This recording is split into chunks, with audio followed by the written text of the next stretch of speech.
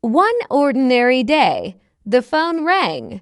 It was a doctor calling to inform me that my grandfather had been admitted to the hospital with a heart condition and he wished to see me. I rushed to the hospital.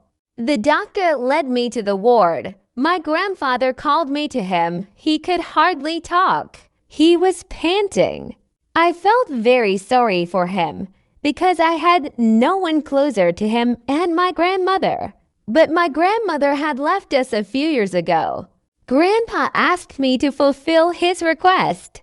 I listened to him attentively and did not interrupt him, as it was hard for Grandpa to talk.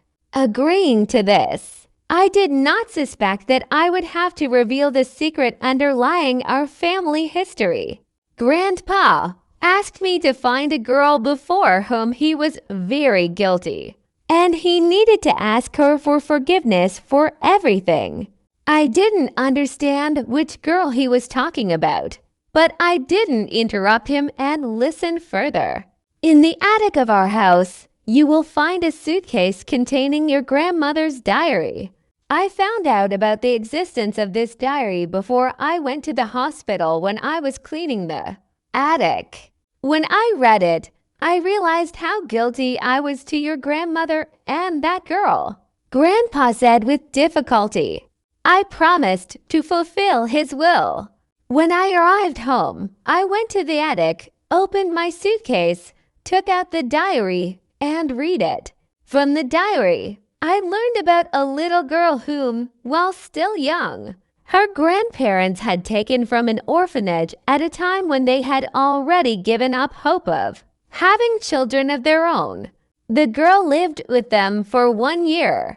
But when the grandmother suddenly became pregnant, the grandfather decided to return the girl back to the orphanage, fearing future difficulties with a child who was not his own. This act led to a rupture in their relationship. The grandmother was never able to forgive herself for her weakness and subsequent loss of connection with the child. In secret from the grandfather, after the birth of her child, the grandmother went to the orphanage to visit the girl, but she was not allowed even on the threshold of the orphanage. The grandmother cried and begged to be allowed to see the girl, but the orphanage staff was adamant. The grandmother sat and cried outside the orphanage for a long time. The director of the orphanage took pity on her and came out to her. She told her that after they brought her back to the orphanage, the girl was not herself. She had lost the will to live. She would not get out of bed, staring at the ceiling. And only thanks to the efforts of the psychologist and the staff, the girl got back on her feet. I see how you are suffering. You really love the girl. What have you done? Because if you take in an orphan, it's happiness. But now the girl has been taken in by another family. I can't give you their address, said the director of the orphanage. The grandmother cried and went home. The director stopped her by taking her hand and said, I ask you to leave this city. You cannot live here, knowing that near lives a girl, and never look for her. You left a deep wound in her heart. So they did. They moved to another town where we lived.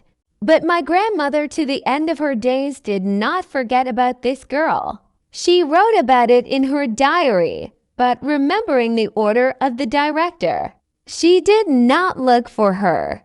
Even reading the pages of the diary, it was obvious that while my grandmother was writing this diary, she was crying.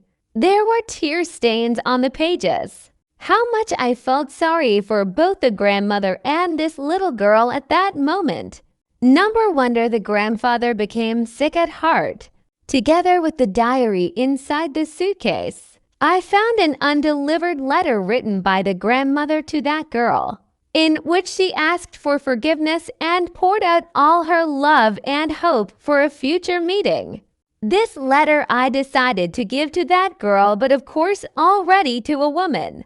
I was very angry with my grandfather, but I had to fulfill his request. And in memory of my grandmother, I had to find this girl. From the diary, I found out where my grandparents used to live.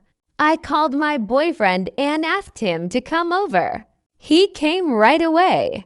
I told him everything and asked him to help. I was afraid I couldn't do it on my own.